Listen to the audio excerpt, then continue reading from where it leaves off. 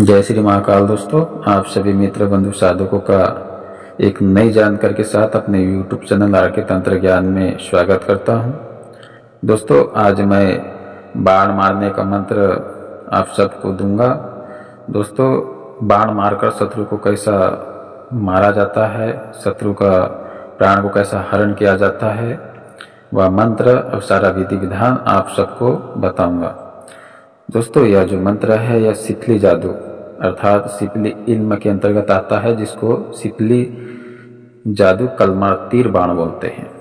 यह बंगाली मंत्र है और दोस्तों यह मंत्र स्वयं सिद्ध है, बस आपको प्रयोग कर देना है। दोस्तों, काम हो जाता है, किसी प्रकार का ज़्यादा कोई विधि विधान करने का कोई ज़रूरत नहीं पड़ता। बस बंगाली मंत्र की खासियत यही है दोस्तों कि स्वयं सिद्ध होता है और बस प्रयोग करना पड़ता है। छोटे से प्रयोग में, छोटे से विधि विधान में, थोड़ा सा सामान में ही सारा काम सिद्ध हो जाता है ना। तो आज मैं बंगाल का मंत्र कलमा तीर बाण आप सबको इसकी जानकारी दूंगा। लेकिन दोस्तों, प्रयोग करने से पहले एक बार मैं आपको बता दूं कि किसी भी प्रकार से किसी निर्दोष का हत्या आप ना करें, किसी निर्दोष पर इस बाण का प्रयोग ना करें, है ना। क्योंकि जो जैसा बीज बोएगा उसको वैसा फल मिलेगा। इसलिए कभी भी अपनी शक्तियों का दुरुपयोग कतई ना करें और अहंकार कभी भी अपने मन में ना लाए, है ना। छोटी छोटी बातों पे किसी का मारण प्रयोग करना उचित नहीं होता। जनहित जन कल्याण के भावनाओं से मैं यह मंत्र प्रदान कर रहा हूँ। बहुत सारे ऐसे मित्र होंगे, बंधु होंगे, साधक होंगे जो जिनके मन में यह सवाल होगा कि भाई आप जनहित जन कल्याण की बात कर रहे हो तो ऐसा मंत्र क्यों दे रहे हो। तो मैं बता दूं कि देखिए, इंसान के पास, एक साधक के पास अच्छा और बुरा दोनों ज्ञान होना बहुत अति आवश्यक होता है ना। क्योंकि अगर से दोनों ज्ञान इंसान के पास ना हो तो इंसान सफल तांत्रिक उसे नहीं कहा जा सकता।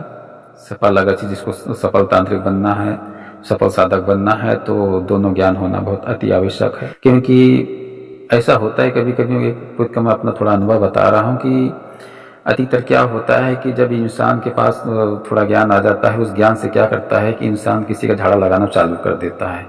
तो कुछ ऐसे लोग होते हैं, ऐसे तांत्रिक होते हैं, अधिकतर मैं जो गांव की घटना, सत्य घटना बता रहा हूँ कि गांव में अधिकतर ऐसा होता है कि भाई ये तो अधिकतर लोगों को ठीक कर रहा है अपनी शक्तियों के अनुसार, चलिए ना इसको थोड़ा सा हम आजमाते हैं, इसके पास क्या क्या चीज़ है। तो अपनी शक्तियों को प्रयोग करता है, हाँ।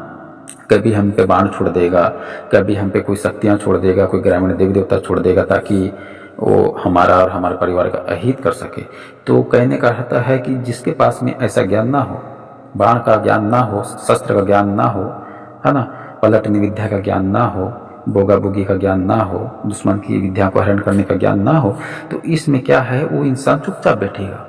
क्या करेगा कि वो अपनी शक्तियों से उसकी चीज़ों को काटने की कोशिश करेगा, लेकिन उसको क्या है, पलट कर जवाब देने की कोशिश नहीं करेगा वो, है ना।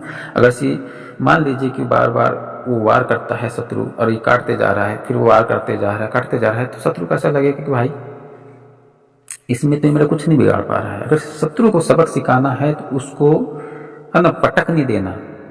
कहने का अर्थ है कि सबक सिखाना बहुत जरूरी होता है। और दोस्तों, अगर से आपके साथ ऐसा हो रहा है तो आप इस मंत्र का बेझिझक प्रयोग कीजिए, क्योंकि विधाता भी उसके साथ में होता है। जिसके साथ गलत होता है तो विधाता भी उसकी मदद करता है ना। तो सही वक्त आने पर ही इस मंत्र का प्रयोग कीजिए, किसी निर्दोष पर इस मंत्र का प्रयोग ना कीजिए। अगर से कोई आपको बार बार परेशान कर रहा है, कोई तांत्रिक आपको बार बार प्रताड़ित कर रहा है, तो इस मंत्र का प्रयोग जरूर कीजिए। और दोस्तों, इस मंत्र का प्रयोग जिनने गुरु धारण कर रखा है ना, वही इस मंत्र का प्रयोग कीजिए, क्योंकि मारण प्रयोग बहुत घातक होता है। किसी को एकदम से मारण प्रयोग करना भी उचित नहीं होता है ना। क्योंकि जब अगले वाला शत्रु जानकार है तो वो भी तो अपने बचाव के लिए कुछ न कुछ करेगा ना। इसलिए है तो गुरु की देख रेख में, गुरु धारण करने के बाद ही इस मंत्र का प्रयोग कीजिए। और जिनका गुरु नहीं हो वह इस मंत्र को जानकर के तौर पे अपने पास रखिए। जब आप गुरु धारण कर लोगे तब इस मंत्र का प्रयोग गुरु आज्ञा से कर सकते हो, कोई दिक्कत नहीं। लेकिन जिनका गुरु ना हो इस मंत्र का प्रयोग कदापि ना करे। तो मैं चेतावनी दे रहा हूँ। चेतावनी देने के बाद भी अगर से आप जिनका गुरु ना हो ये मंत्र का प्रयोग करता है, अगर से किसी प्रकार से आपको हानि होता है, शारीरिक मानसिक नुकसान होता है, तो इसके जिम्मेदार आप स्वयं रहेंगे। इसमें मेरा चैनल किसी प्रकार से और मैं किसी प्रकार से इसमें दोषी नहीं रहूँगा। इसी प्रकार से जिम्मेदार मेरा चैनल और मैं नहीं रहूँगा, है ना। तो मंत्र ओरिजिनल है, किसी प्रकार से मंत्र की कड़ियाँ, बहुत सारे यूट्यूबर होते हैं कि कड़ियों मंत्र के शब्दों को छुपा लेते हैं, कुछ कड़ी को छुपा लेते हैं, लेकिन मैं मंत्र पूरा दे रहा हूँ, पूरा विधि बता रहा हूँ और पूरा ओरिजिनल मंत्र और ओरिजिनल विधि विधान दे रहा हूँ।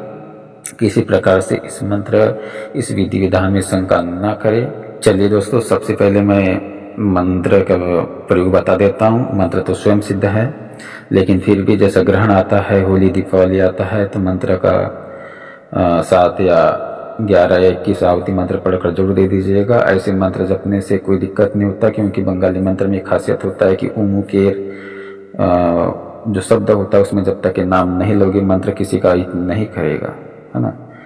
तो आप इसको 7 या 11 या 21 आहुति देकर इसकी शक्तियों को, इसकी ऊर्जा को बढ़ा सकते हो। आपको क्या करना है, सबसे पहले कि शत्रु का कोई निशानी आपको मिल जाए, ठीक है। चाहे थोड़ा सा कपड़ा हो, चाहे पैर का मिट्टी हो, चाहे उसके बाल हो, चाहे फोटो भी चल जाएगा, आजकल तो फोटो मिल जाता है आसानी से, ठीक है। निशानी कुछ न कुछ चाहिए, याद रखना। शनिवार या मंगलवार को ही यह क्रिया को किया जाता है, बाकी दिन क्रिया नहीं कर सकते, ठीक है। शनिवार या मंगलवार।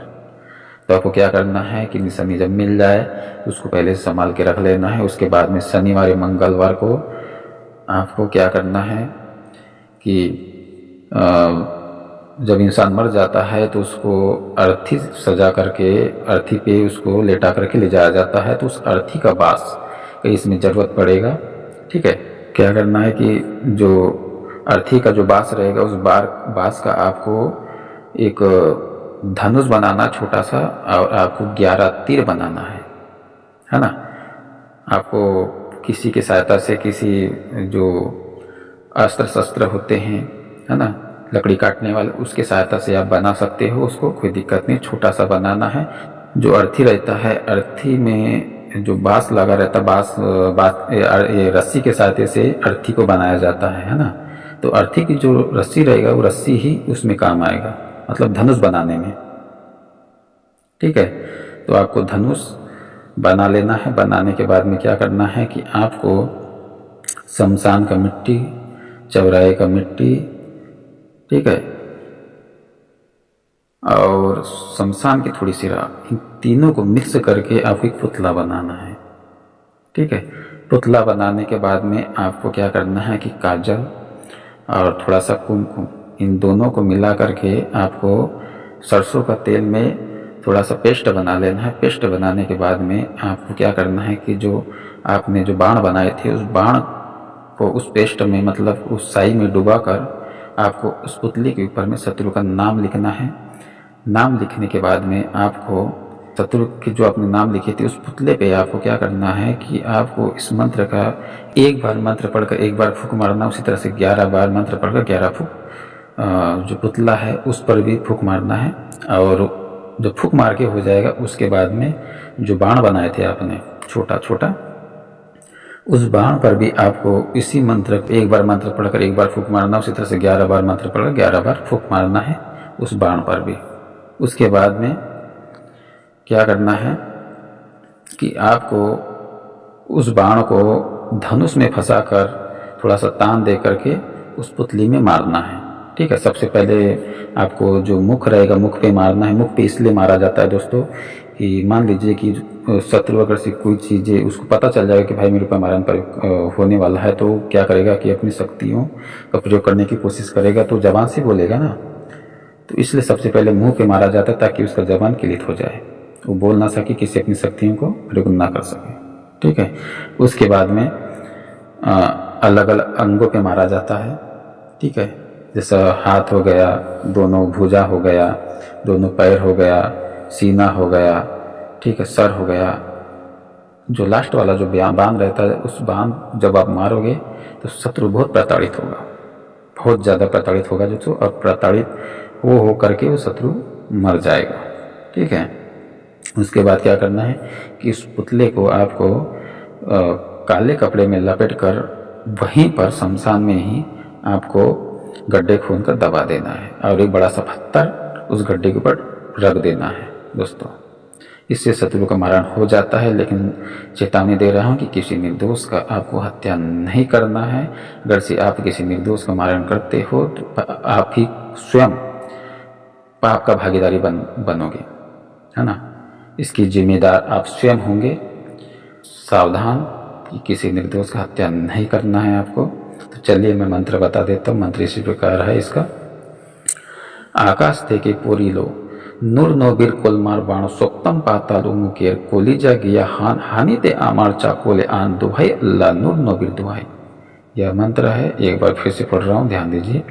आकाश থেকে পড়ল নূর নবীর কলমার বাণ সপ্তম পাতাল মুখের কলিজা গিয়া হানিতে আমার চাকলে आन दुहाई अल्लाह नूर नबीर दुहाई।